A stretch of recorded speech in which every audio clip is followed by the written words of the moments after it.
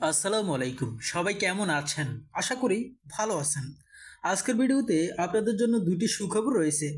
প্রথম সুখবর হচ্ছে নবম জাতীয় পে স্কেল ঘোষণা। সরকারি কর্মচারী সমিতির ৭ দফা দাবিতে বলা হয় বৈষম্যহীন নবম জাতীয় বেতন কমিশন গঠন করতে হবে এবং কমিশনে কর্মচারী প্রতিনিধি রাখতে হবে। জাতির পিতা বঙ্গবন্ধুর ঘোষিত ১৯৭৩ সনের ১০ দফে নবম পে স্কেল বাস্তবায়ন করতে হবে। সর্বনিম্ন বেতন ২৫,০০০ টাকা নির্ধারণ করতে হবে। আউটসোর্সিং পদ্ধতি বাতিল করতে হবে। বিভিন্ন সরকারি দপ্তরে কর্মচারীদের হয়রানিমূলক বদলি আদেশ, অত্যাচার, নির্যাতনমূলক ও মিথ্যা মামলা বন্ধ প্রত্যাহার করতে হবে।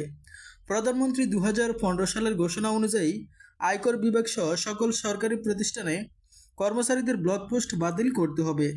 সচিবালয়ের মতো সকল দপ্তর অধিদপ্তরে ১৭ থেকে ২০ গ্রেডের কর্মচারীদের সিলেকশন গ্রেড দিতে হবে। অভিন্ন নিয়োগ বিধি চালু করতে হবে। কর্মরত কর্মচারীদের প্রতি ৫ বছর পর পর উচ্চতর বেতন গ্রেড দিতে হবে।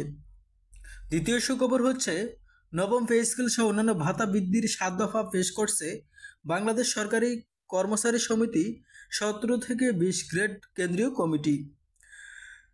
ঢাকা রিপোর্টার্স ইউনিটিতে এক সংবাদ সম্মেলনে এ দাবি পেশ করা হয়। দাবিতে বাড়ি ভাড়া, রেশনিং পদ্ধতি চালু, চিকিৎসা ভাতা, শিক্ষা সহায়ক ভাতা, যাতায়াত ভাতা ও টিফিন ভাতা দেওয়ার কথাও বলা হয়। সমিতির উপদেষ্টা মোহাম্মদ হেলাল উদ্দিন সংবাদ সম্মেলনে লিখিত বক্তব্য পাঠ করেন।